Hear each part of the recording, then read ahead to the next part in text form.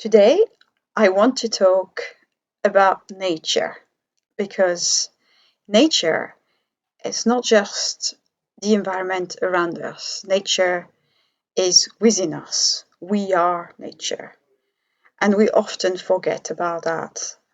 So, I want to talk specifically about the four elements that I have in my concept and try to link them with our personalities and the way we behave, and perhaps also identify things that we could do a little bit differently. And these are very simple aspects and concepts, and the idea would be see if that resonates with you and perhaps try it and see if that works. Okay, so um, the first the first question that I have for you is, are you someone typically stable and trustworthy? Are these your qualities? And if that's the case, do you think it relates more to fire, to the sea, to the wind, or to earth and the environment here, symbolized by the tree?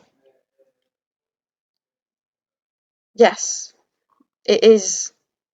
It is earth. It is to be earthy is to be stable, is to be rooted, is to feel that you are ingrained deeply into your world and you're strong.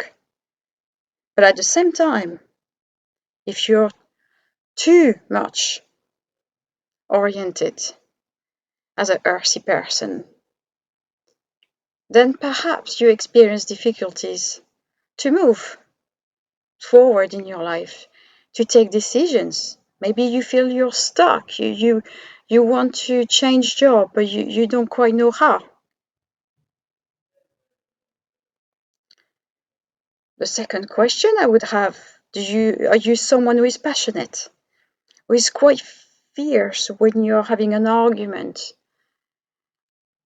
Yes, it resonates with being fiery. But at the same time, if you're too fiery, do you easily lose your temper? Others may describe themselves as being flexible, accommodating, going with the flow, and feeling generally compassionate. These are great qualities. But at the same time, oh, before I move there, which one do you think it links with? The air or the water? Yes, the water. So at the same time, if you're too much on the water side, are you not someone who sometimes has difficulty to make decisions? Or do you feel overwhelmed by situations? And the fourth category would be, are you someone creative and full of ideas, exploding, it's fireworks in your mind? Yes, you're more linked into the air concept, but at the same time, as you're so airy, do you have difficulties to keep your focus on a task?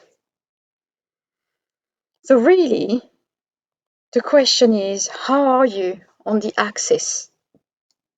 Are you very centered? And do you have a little bit of these components? Or do you have too much of one component and not enough of other? Or do you have too much of two components and not enough of the other two? So really the challenge there is to be as centered as you possibly can.